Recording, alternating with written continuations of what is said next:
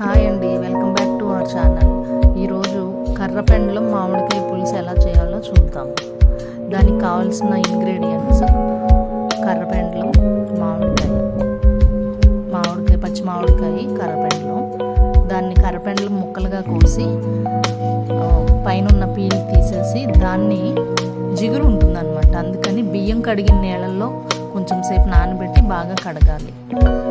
బాగా కడిగి 2-3 సార్లు ఆ బియ్యం కడిగిన నీళ్ళతో అయితే ఆ జిగురు అన్నీ పోతాయి అన్నమాట. దాంతో శుభ్రం చేసి పక్కన పెట్టుకోవాలి.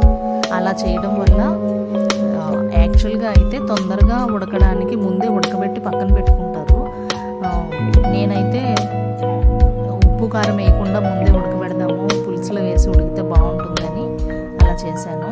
దానికి ముందుగా కొన్ని వెల్లుల్లిపాయలు, జీలకర్ర మిక్సీ వేసి పక్కన పెట్టుకోవాలి. అప్పుడు బాండీలో కొంచెం ఆయిల్ వేసి, ఆయిల్ వేడెక్కిన తర్వాత చాప్ చేసిన ఉల్లిపాయ ముక్కలు వేసి బాగా వేగనివ్వాలి. ఆ ఉల్లిపాయ ముక్కలు బాగా golden red colour, brown colour వచ్చేంత వరకు వేగిన తర్వాత దాంట్లో కొంచెం పసుపు, కొంచెం సాల్ట్ వేసి వేగించాలి. బాగా వేగినప్పుడు ఈ కర్రపెండలం యాక్చువల్గా ఎందుకు తింటారు అంటే హై పొటాషియం ఉంటుందండి, హెల్దీ ఫుడ్. దీన్ని చాలా రేర్గా ఉంటుంది. ఇది ఒక రూట్ అన్నమాట. ఆ రూట్ దాంతోనే యాక్చువల్గా సాబుదానా కూడా తయారు చేస్తారు. సగ్గుబియ్యాన్ని కర్రపెండలంతో తయారు చేస్తారు. ఆ రూట్ని తీసుకొని మనం అప్పుడప్పుడు ఫ్రై చేసుకోవచ్చు. కూర అప్పుడప్పుడు తింటాం కాబట్టి అన్ని వెరైటీలు టేస్ట్ చేస్తే హెల్త్ కూడా మంచిది.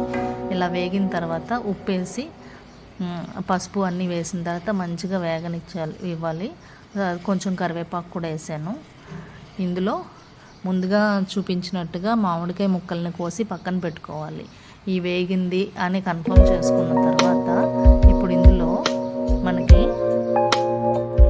ముందు నీళ్ళల్లో వేసి, బియ్యం కడిగిన నీళ్ళల్లో వేసి నానబెట్టి శుభ్రంగా కడిగి పక్కన పెట్టుకున్న కర్రపెండలం ముక్కల్ని కూరలో యాడ్ చేసుకోవాలి. యాడ్ చేసి బాగా మంచిగా కడిగిన తర్వాత యాడ్ చేస్తే జిగురు ఉండదు అనమాట. ఆ జిగురు ఉండదు, దానిలో ఉన్న ఆక్సలేట్స్ కూడా రిలీజ్ అయిపోయి మంచిగా ఉడుకుతుంది. ఉడికి టేస్ట్ కూడా బాగుంటుంది. దీన్ని బాగా కలిపి దాంట్లో కొంచెం నీళ్లు పోసి ఉడకబెట్టాలి. యాక్చువల్గా